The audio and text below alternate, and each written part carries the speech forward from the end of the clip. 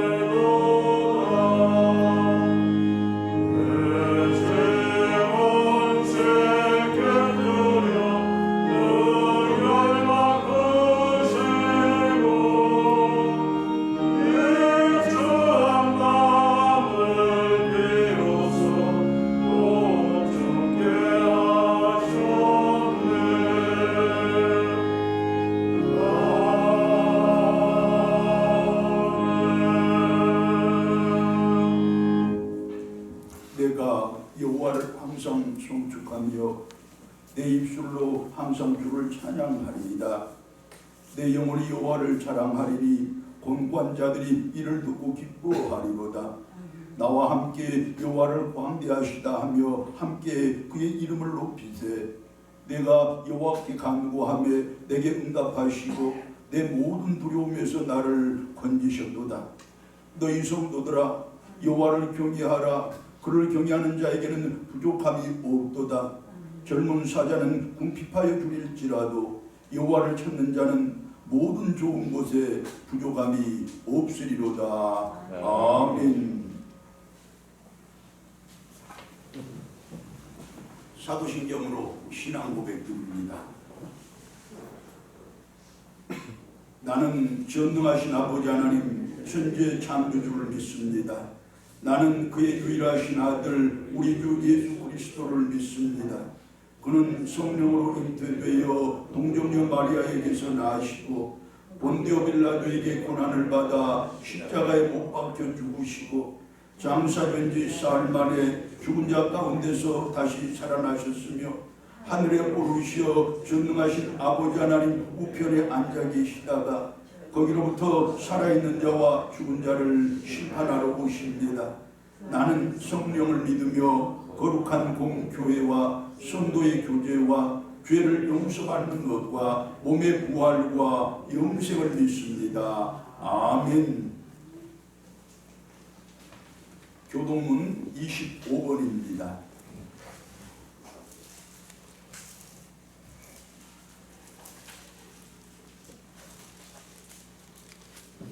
너희 만민들아, 손바닥을 치고 즐거운 소리로 하나님께 외칠지어다.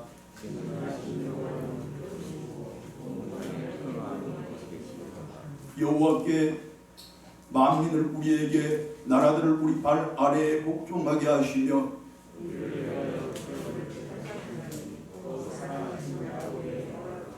하나님께서 즐거운 함성 중에 올라가시며 여호와께서 나팔 소리 중에 올라가시도다.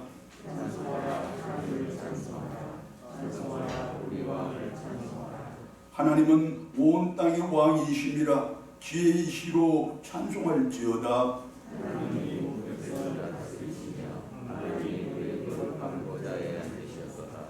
문나라의 고관들의 모임이여 아브라함의 하나님의 백성이 되도다.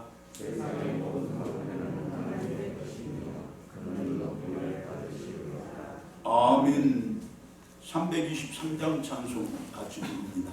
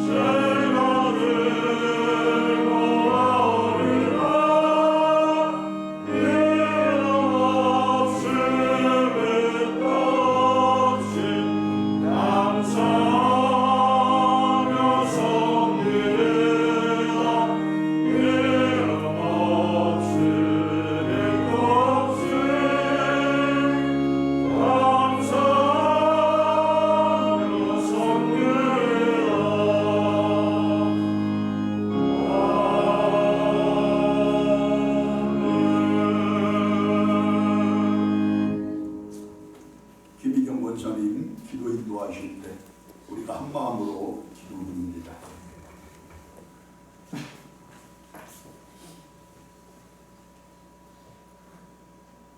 하나님 아버지 감사합니다. 거룩하고 복된 날 아버지의 축복을 기다리며 예배를 드리도록 예배의 자리로 불러주심을 감사드립니다. 이 시간 마음과 뜻을 다하여 주님 앞에 모인 모든 성도들이 살아계신 하나님께 예배하기를 간절히 원합니다. 진실한 예배와 기도로 오직 주님께 영광 드리는 아름다운 시간이 되게 하여 주시옵소서.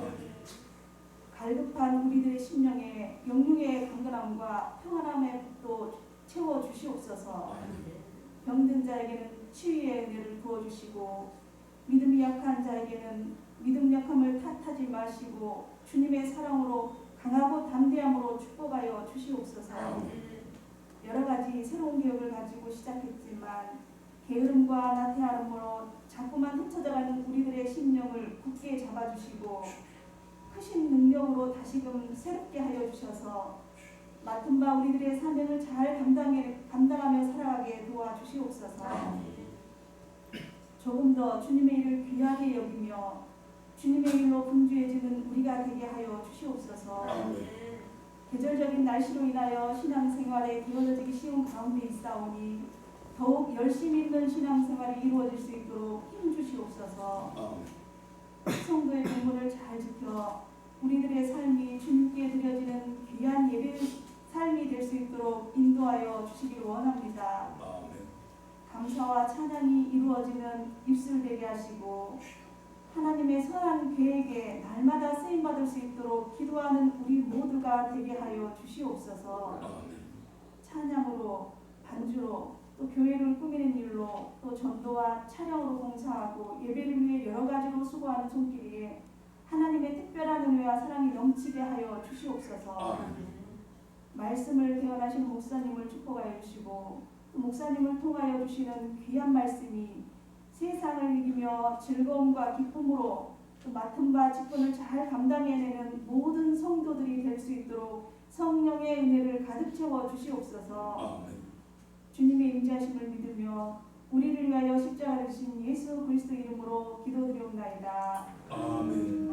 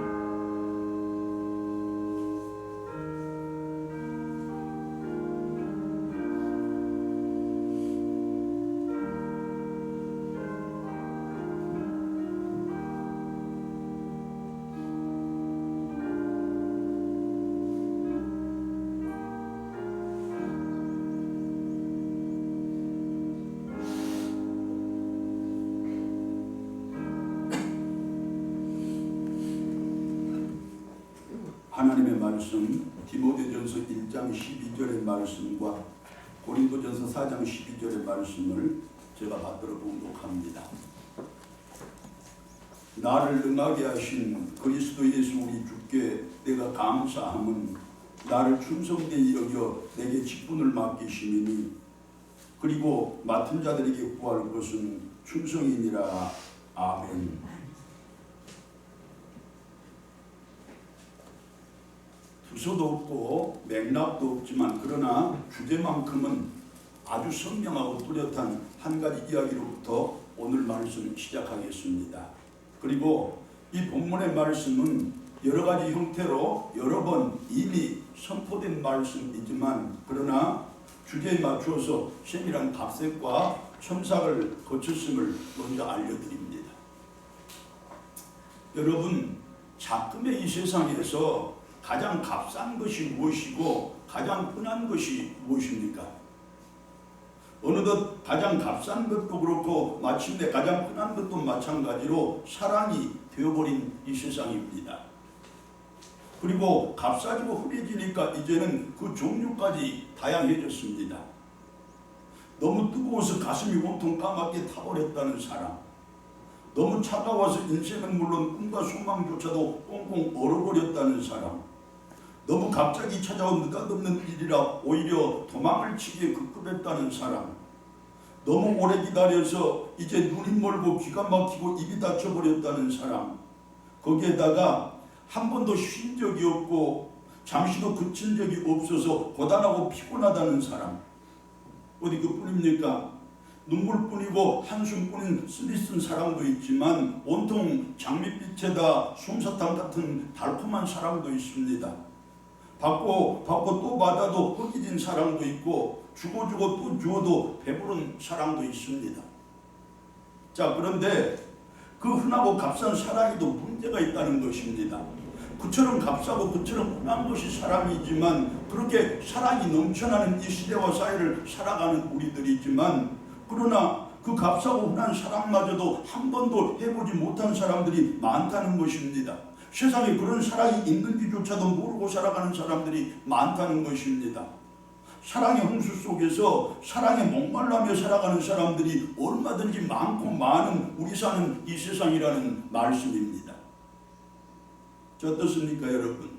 세상 일반은 그럴지라도 주님의 십자가로 구원받고 그분의 보혈로 생명받은, 다시 말해 그분의 그 지극한 사랑을 먹고 살아가는 성도된 우리는 이제 그들과 다릅니까? 받을 사람 받고 줄 사람 주면서 그렇게 사는 성도들이냐는 것입니다.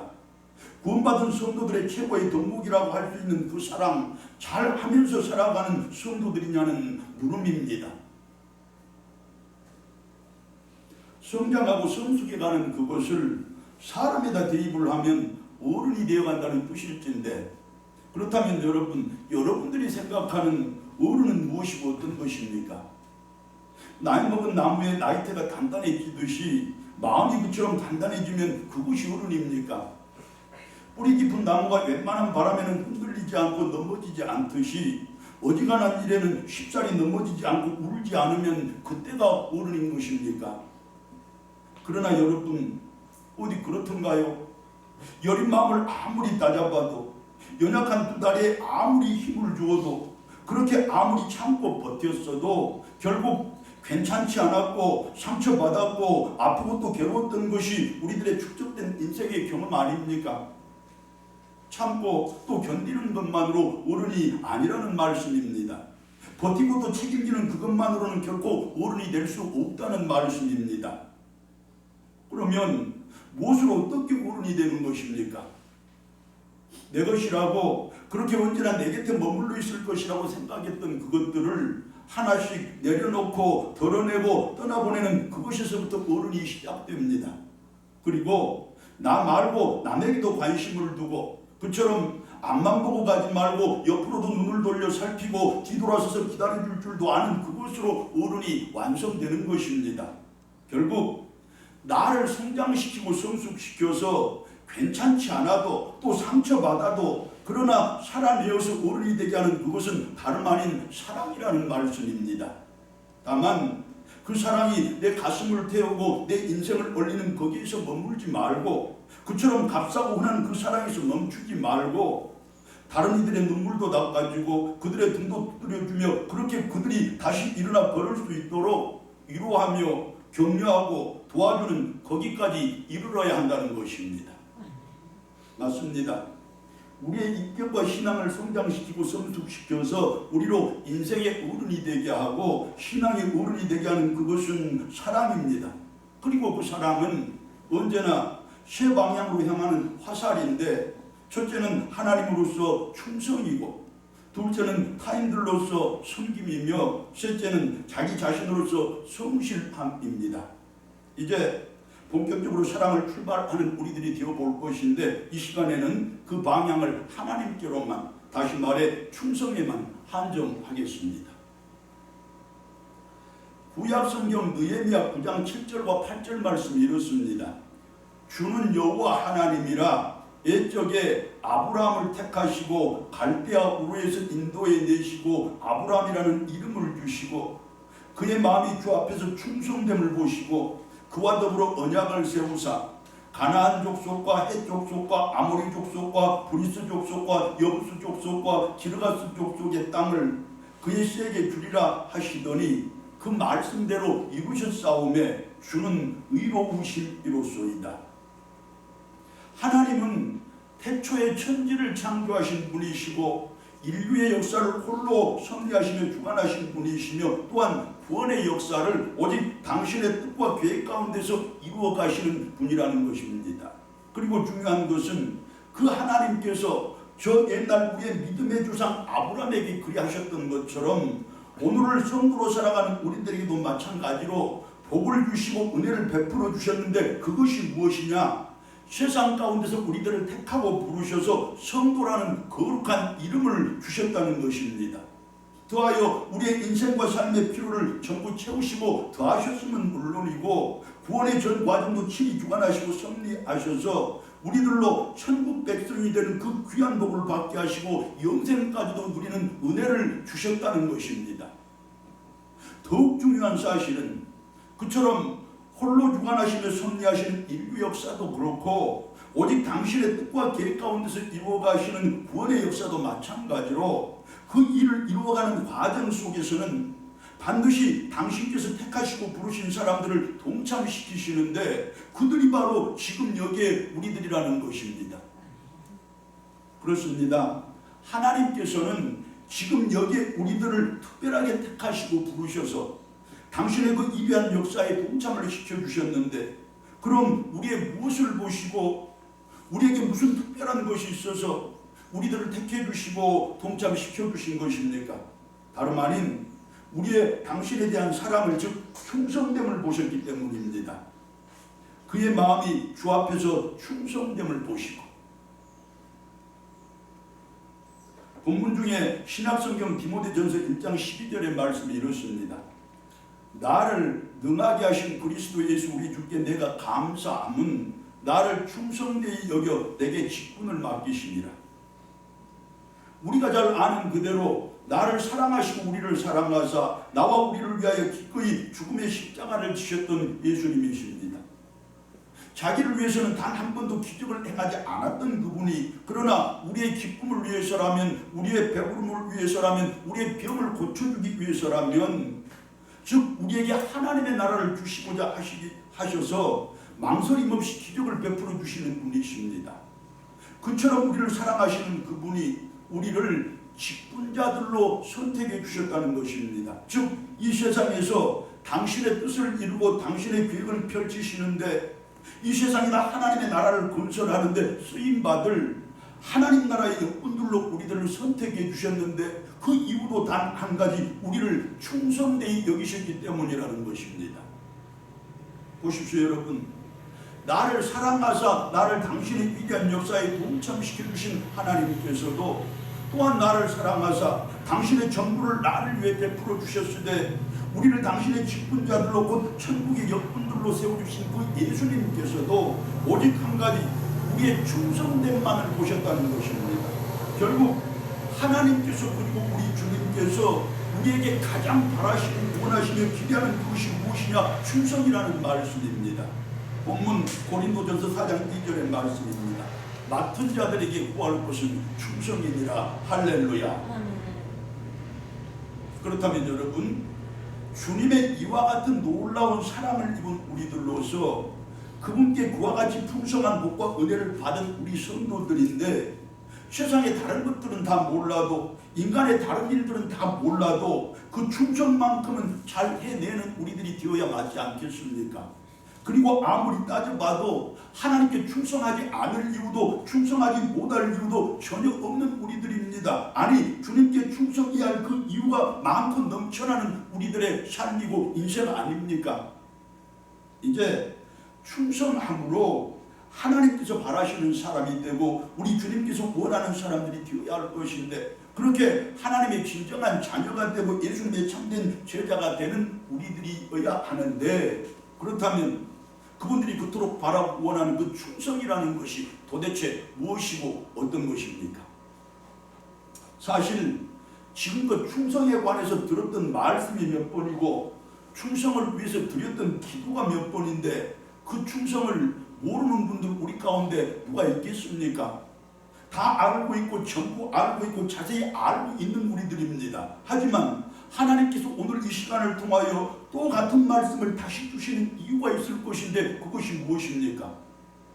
충성의 의미를 더 깊이 깨닫고 더 온전히 실천할 것이로되 혹시 그것에 대해서 아직도 잘 모르는 성도들이 있다면 이 시간을 통해서 분명하게 깨우치라는 의미 아니겠습니까? 그리고 이제부터는 더욱 충성되이 자기 사명 다하고 자신의 직분을 감당하는 우리 교회되고 우리 성도들 되라는 하나님의 지엄하신 명령입니다. 할렐루야. 충성이라는 이 말의 구약의 원어는 아만입니다. 그리고 신약의 원어는 피스티스입니다. 그런데 이 말들의 공통적인 뜻이 무엇이냐? 믿는다, 따른다는 그 원뜻 외에 내가 그분께 속한다, 내 자신을 그분께 바친다라는 의미가 있습니다.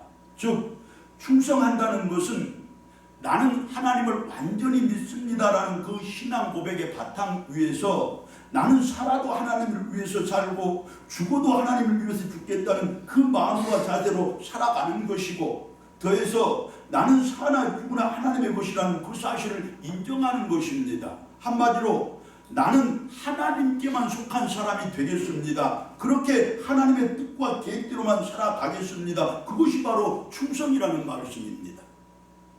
또한 우리 주님께 충성한다는 것은 내가 내 십자가 지고 주님의 뒤를 끝까지 따르겠습니다라는 그 확고한 믿음의 바탕 위에서 먹든지 마시든지 무엇을 하든지 오직 주님의 복음을 위해서 오직 주님의 교회를 위해서 하겠다는 그 마음과 그 자세로 살아가는 것, 그것이 바로 충성이라는 가르침입니다. 다시 말해서 내가 가진 능력도 내가 가진 소유도 내 시간과 정성까지도 온전히 주님께 바치겠다는 그 마음과 자세로 살아가는 것, 그것이 바로 참된 충성이라는 가르침입니다. 맞습니다, 여러분. 이제 우리들은 내가 하나님께만 속하고 예수님만 따라야 할 사람이라는 그 사실을 분명하게 깨우치고 확실하게 인식해야 합니다. 이미 깨우치고 인식했을 줄로 믿습니다. 우리들은 오로지 하나님의 뜻과 그분의 계획대로 살아야 할 사람들이고 나의 모든 것을 전부 우리 주님께 바쳐야 할 사람들이라는 말씀입니다. 바친다는 이 말씀을 앞세울 때마다 왜 우리의 마음속에 그처럼 부담이 생깁니까? 그 마음과 삶의 자세로 복음을 전하고 교회를 세우는 우리들이 되어야 한다는 것이고, 그것이 바로 충성 아니겠습니까, 여러분? 이제 그 충성의 내용을 구체적으로 몇 가지 살펴봅시다. 이제부터 우리들은 세상이 아무리 거칠고 험하다고 해도 그 세상에게 인생 기쁨 빼앗겨서는 안 될 것입니다. 세상 때문에 삶의 기쁨이 방해받아서도 안 됩니다. 물론 교회를 섬기는 기쁨과 전도를 하는 기쁨도 그렇고 이처럼 예배를 드리고 봉사를 하는 기쁨도 마찬가지고 또 다른 어떤 기쁨들일지라도 잘 지키고 전부 누리며 살아가야 할 우리들입니다. 그 기쁨을 통하여 그 기쁨을 가지고 기쁨으로 복음 전하고 교회 섬기는 우리들이 되어야 한다는 말씀인데, 그것이 바로 하나님의 뜻에 합당하게 사는 것이고 하나님께 참된 충성을 드리는 것이기 때문입니다. 말씀이 이렇게 가르칩니다. 항상 기뻐하라. 그것이 그리스도 예수 안에서 너희를 향하신 하나님의 뜻이니라. 할렐루야. 또한 인생이 아무리 복잡하고 삶이 아무리 분주할지라도 그 복잡함을 핑계로 삼고 그 분주함을 이유로 삼아서 기도를 소홀히 하고 기도에 게을러지는 일이 절대로 없는 성도들 되어야 합니다. 오히려 그 복잡함 가운데서 그 분주함 속에서 더 애써 기도하고 더 힘써 기도하는 성도들이 되어야 맞습니다. 기도로 자기 인생 결판 한번 지어보시고 기도로서 자신의 삶을 한번 승부하는 성도들이 되어야 한다는 말씀입니다. 그리고 그 기도 가운데서 복음 전하고 그 기도로서 교회를 섬기는 기도의 용사들이 되어야 한다는 강조의 말씀입니다. 쉬지 않고 기도하는 그것이 바로 하나님의 뜻대로 사는 것 아니겠습니까? 그분의 뜻대로 사는 그것이 바로 그분께 드리는 참된 충성이기 때문입니다. 쉬지 말고 기도하라. 이것이 그리스도 예수 안에서 너희를 향하신 하나님의 뜻이니라. 할렐루야. 아멘.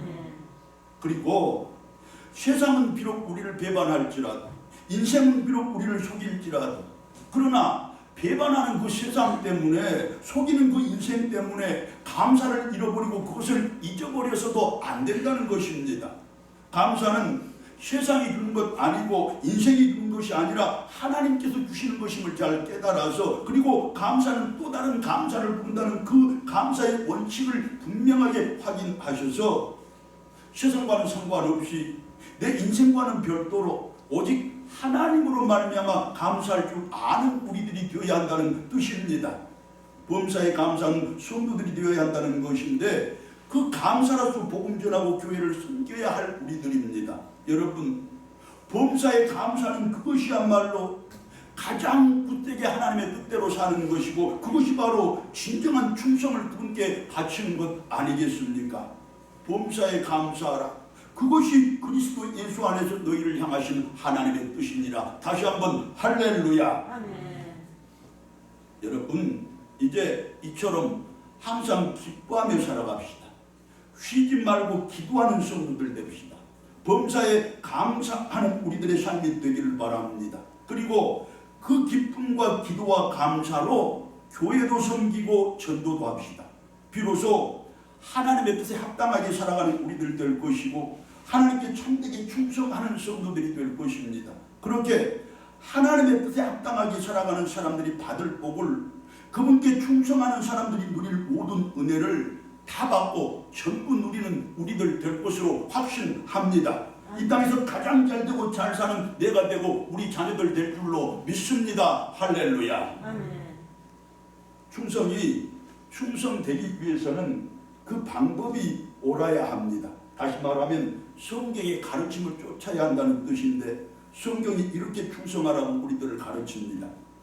작은 일에도 충성해야 하고, 맡은 일에 우선적으로 충성해야 하고, 죽도록 충성하고, 자발적으로 충성해야 하고, 지속적으로 충성하고, 일관되게 충성해야 한다는 것입니다. 그리고 또 한 가지, 무엇보다도 중요한 충성은 절대로 다음으로 미루거나 내일로 연기해서는 안 된다는 것입니다. 참된 충성은 바로 지금 여기에서부터 시작되는 것이라는 말씀입니다. 기 들었던 이야기 다시 한번 들려드립니다. 사탄이 자기의 졸개들과 사수인들을 모아놓고 소위 지옥회의를 열었습니다. 이 안건이 어떻게 하면 이 세상에서 기독교를 말살시킬 수 있을 것인지 그 특별한 방법을 찾아내는 것이었습니다. 젊은 졸개 하나가 자신있게 이렇게 의견을 제시합니다. 방법 간단합니다. 예수 믿는 사람들을 하나하나 전부 잡아다가 죽여버리면 되지 않겠습니까? 그 말을 들은 사탄이 난색을 지으면서 이렇게 대답을 합니다. 어이, 자네는 그거 모르는 소리. 내가 그 방법 이미 다 써보았는데, 기독교인들은 하나를 죽이면 그가 흘린 순교의 피가 사방으로 흘러 퍼져서 몇십 배, 몇백 배 더 많은 사람들이 예수를 믿게 돼. 결국은 우리가 더 큰 손해를 보게 되고 마는 것이지. 또 다른 하수인 하나가 이번에는 조심스럽게 의견을 제시합니다. 그러면 좋은 방법이 있습니다. 그들을 죽이지 말고 감옥에다 가두면 될 것 아니겠습니까?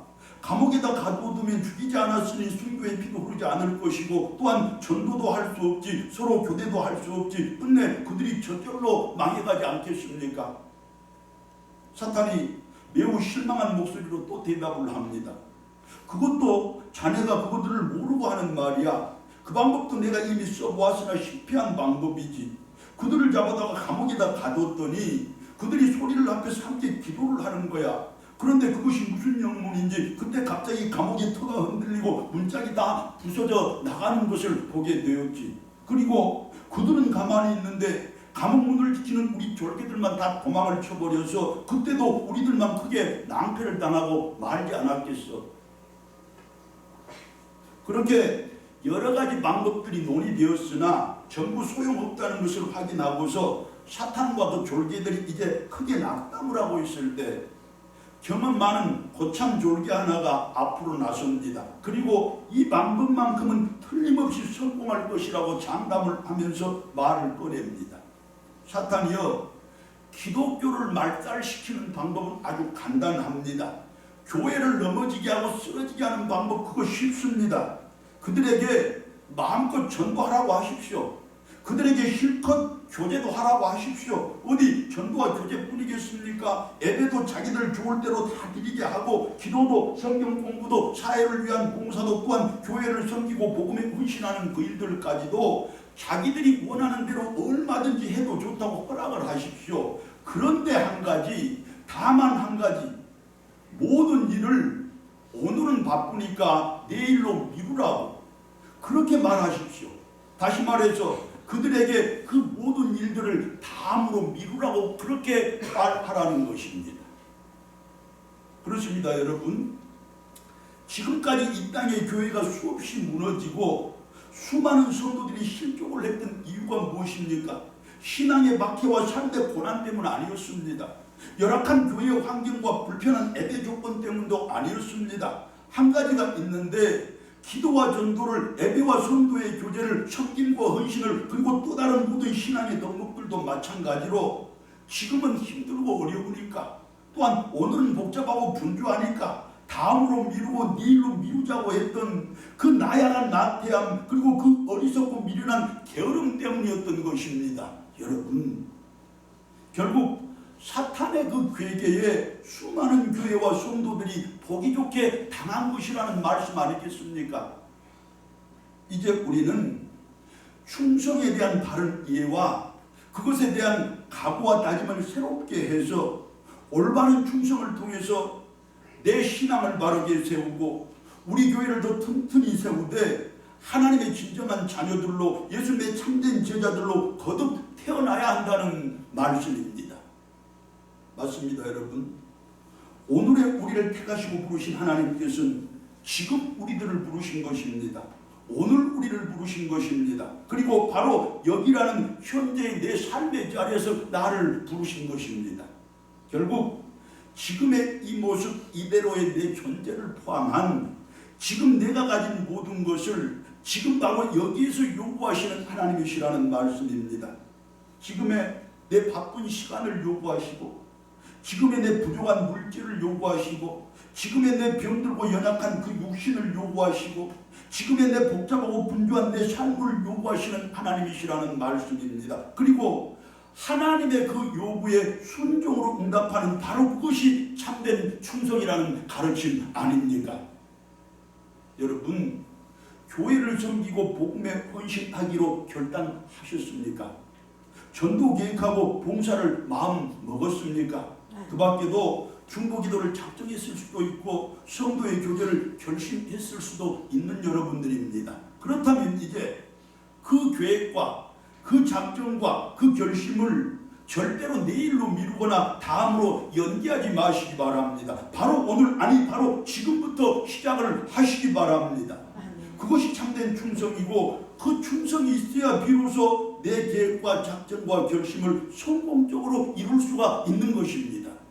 이제 뒤로 미루지 않는 그 참된 충성으로, 내일로 연기하지 않는 그 진정한 충성으로, 즉 바로 지금 여기서 시작하는 그 충성다운 충성으로 지금 여기에서 주시는 하나님의 복과 은혜를 일마다 받으시고 때마다 누리시기 바랍니다. 축복합니다. 아멘.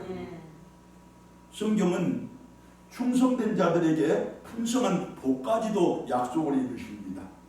크고 많은 것을 맡게 되는 복과 다른 사람을 기도하게 되는 복, 생명의 면류관을 받게 되는 복에 더하여 무엇보다도 주님의 즐거움에 참여하는 복을 주신다는 것인데, 다름 아닌 천국의 복을 누리게 하시겠다는 귀한 약속입니다. 이야기도 기 들었을 것입니다.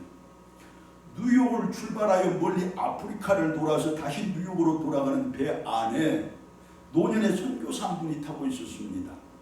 40년이 넘는 긴 세월 동안의 아프리카 선교를 마치고 이제 은퇴를 해서 고향으로 돌아오는 길입니다. 그리고 그 배 안에는 아프리카의 몇 나라를 순방하고 돌아오는 미국의 대통령이 같이 타고 있었습니다. 오랜 항해 끝에 마침내 꿈에도 그리던 뉴욕항에 도착을 합니다. 40년 만에 귀향이었던 것입니다. 그런데 이게 어찌된 일입니까? 40년 동안이나 복음 전도를 위해서 헌신하고 또 헌신하며 돌아오는 자기를 마중나온 사람이 아무도 없다는 것입니다. 한국 밖으로 그처럼 쓸쓸하게 발걸음을 돌리는데 저것은 또 무슨 일입니까? 40년은커녕 4년도 아니고 4개월도 아닌 단 4일 동안에 아프리카 방문을 마치고 돌아오는 대통령을 마중 나온 사람들은 그야말로 인산인해를 이루고 있는 것 아닙니까? 인근에 마련된 은퇴 선교자들의 숙소로 돌아온 선교사는 실망한 마음을 감추지 못한 채 하나님께 원망을 했습니다. 하나님은 충성된 자들을 사랑하시고 그들에게 상 주시는 하나님이시라고 말씀을 통하여 분명하게 약속해 주시지 않았습니까? 저는 하나님의 그 약속 하나 믿고 40년을 한결같은 마음으로 일했고 이제 기대 가운데 이처럼 고향으로 돌아왔는데 하나님 이것이 무엇입니까? 왜 저를 이처럼 쓸쓸하게 만드십니까? 왜 저를 이처럼 비참하게 만들어 실망을 시키십니까? 잠시 후에 그의 그 마음을 푹 녹여줄 만한 부드러운 음성이 하늘로부터 들려오는데 이렇습니다. 아들아, 사랑하는 아들아, 그동안 얼마나 고생이 많았느냐. 그간의 수고를 내가 다 보고 알고 있단다. 하지만 아들아, 너는 아직 고향에 돌아온 것이 아니지 않느냐. 여러분, 힘써 교회 섬기고 애써 복음 전하고 또한 봉사도 할 만큼 하고 헌금도 할 만큼 했는데 그렇게 충성을 다한 것 같은데 왜 하나님은 내 기도만 들어주시지 않을까? 왜 하나님은 우리 가정과 내 자식들에게는 복을 주시지 않을까? 혹 그런 생각 해본 적 없으십니까? 그런 원망과 불평 분명히 해보았을 것입니다. 했어도 상관없습니다. 걱정할 필요 없다는 뜻입니다. 진정으로 충성하신 성도들이라면 그 마음을 하나님께서 이미 다 살피셨을 것이고 낱낱이 헤아리셨을 것이기 때문입니다. 또한 우리들에게 주실 기도 응답의 복도 가정과 자녀들에게 베풀어 주실 은혜도 이미 다 예비하셨을 것이기 때문입니다. 그리고 그분은 지금 그 복 주실 당신의 때를 기다리고 계실 것이기 때문입니다. 할렐루야. 여러분, 그래도 아직 마음속에 원망과 불평이 남아있다면 이제 신약성경 갈라디아서 6장 9절의 말씀으로 우리를 위로하시고 격려하시는 주님의 음성 다시 한번 들어보시기 바랍니다. 우리가 선을 행하되 낙심하지 말지니 포기하지 아니하면 때가 이름에 거두리라. 아멘. 여러분, 이제 머지 않았습니다. 하나님의 때를 기다리며 조금만 더 힘을 내시기 바랍니다. 섬김과 헌신을 계속하시되 조금만 더 인내하시기 바랍니다. 포기하지 마시고 끝까지 기도하시기 바랍니다. 그것이 바로 하나님께 드리는 충성입니다. 하나님께서 우리에게 만복 내리시고 천가 은혜 베푸시되 우리의 충성의 양보다 우리의 기도의 요청보다 갑절로 더 많은 복 주시고 7배로 더 많은 은혜 베풀어 주실 줄로 저는 믿습니다. 아멘. 여러분, 우리들은 이 세상에서 하나님의 뜻대로 가장 잘되고 잘 살 것입니다. 그렇게 이 땅에서 평생토록 천국 누리는 그 귀한 복을 내 것으로 삼게 될 것입니다. 이루실 줄로 믿습니다. 아멘. 사랑하는 성도 여러분, 우리는 하나님께서 세우신 이 들꽃교회를 통하여 하나님의 직분자들이 되었고 천국의 역군들이 된 사람들입니다. 이제 우리들 나를 충성되이 여겨 택해 주시고 불러주시고 그 직분을 맡겨주신 하나님께 진심으로 감사드립시다. 그리고 그분께 제대로 한번 충성을 다해 봅시다. 내 교회가 부흥하고 우리 가정이 잘 되고 내 자녀들이 형통하며 사업이 번영하고 그렇게 복에 복을 더하고 은혜에 은혜를 더할 것이로되 온 세상 가운데서 하나님의 가장 큰 자랑거리 될 것이고 그분의 가장 일에 가장 크게 쓰임받는 놀라운 은총도 누리게 될 것입니다. 여러분 다 받고 전부 누리시기를 진심으로 기원하며 축복합니다. 할렐루야. 아멘. 할렐루야. 하나님 충성하겠습니다. 헌신하겠습니다.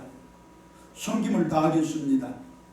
지금의 이 결단과 각오가 바로 지금 여기서부터 시작되게 해주시옵소서. 그래서 마침내 하나님께 충성의 영광으로 올려드리는 저희들 다 되게 해 주시옵소서. 충성된 자들에게 베풀어 주실 복과 은혜 저희들에게 풍성하게 부어주시고 넉넉히 베풀어 주셔서 우리들 이 땅을 사는 동안에 가정 속에서도 일터 가운데서도 특별히 이 교회 안에서 날마다 천국을 누리게 하시되 사랑하는 내 자녀들 인생길 열리고 저들의 삶이 복된 동산 되는 것 보면서 삶의 의미가 새로워지게 하시고 삶의 기쁨이 갑절되는 놀라운 그 복도 더하여